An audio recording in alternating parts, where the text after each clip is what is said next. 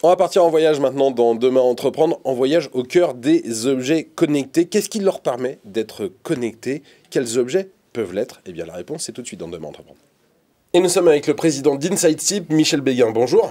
Bonjour. Votre métier, c'est donc finalement de permettre aux objets d'être connectés. Expliquez-nous ce que vous mettez au cœur de ces objets pour qu'ils puissent être connectés.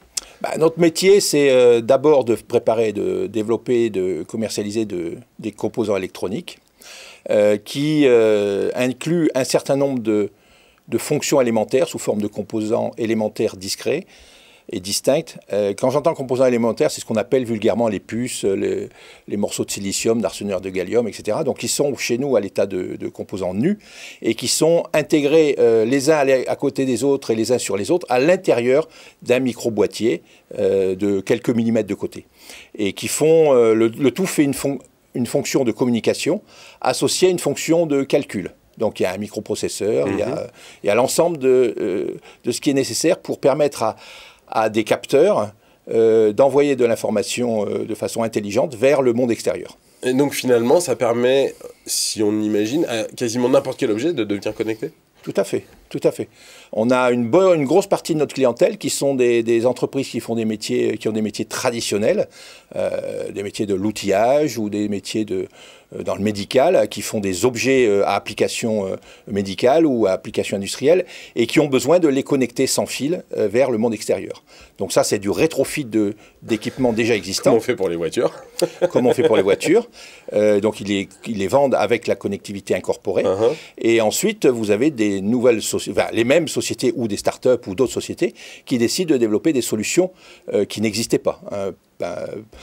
Dans le premier exemple, je peux vous citer par exemple une société qui fait des systèmes d'orthodontie, donc on met dans la bouche des adolescents, qui fait ça depuis des dizaines d'années, c'est aux États-Unis, et qui a décidé de mettre des capteurs et d'envoyer l'information directement de façon intelligente vers un smartphone pour améliorer la prédiction pour les médecins qui gèrent le patient. Et donc ça permet de dire il faut retourner chez l'orthodontiste par exemple. Voilà, il faut régler ceci ou cela, etc. de façon plus fine que ce qu'on sait faire.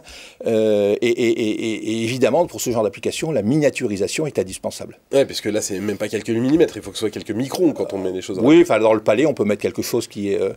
nous, nos produits font moins d'un millimètre d'épaisseur, donc ça fait... même quelques millimètres de côté, pour moins d'un millimètre d'épaisseur, ça se met à différents endroits. Alors, vous êtes au cœur de l'industrie des semi-conducteurs, une industrie qui, on l'a vu dans l'actualité récente, connaît des pénuries quasi historiques. Est-ce que vous y êtes confronté et comment vous y faites face? Nous, on est confronté comme tous les acteurs de l'électronique, que ce soit l'électronique grand public, l'électronique professionnelle ou l'électronique automobile, par exemple, pour plein de raisons, on pourra y revenir. Mais déjà, comment on fait face? Le monde a changé en ce sens que jusqu'il y a 2 ans, je dirais que c'est les acheteurs qui faisaient la loi. Donc le monde était dominé par ceux qui achetaient, et aujourd'hui c'est les vendeurs qui font la loi.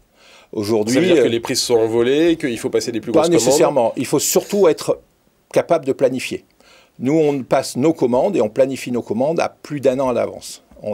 Et nos clients, pareil. Les clients qui sont dans une application professionnelle ont la capacité de planifier leurs demandes sur 12 mois, voire plus. On a par exemple des clients japonais qui ont planifié leurs commandes jusque 3 ans à l'avance.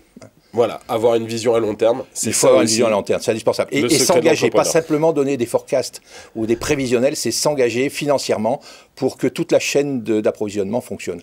En faisant comme ça, on s'en sort. Eh bien écoutez, c'est une bonne nouvelle que vous arriviez à vous en sortir face à cette pénurie. Merci beaucoup Michel Béguin d'être venu aujourd'hui dans Demain Entreprendre. Restez avec nous tout de suite, un nouvel invité sur Demain TV.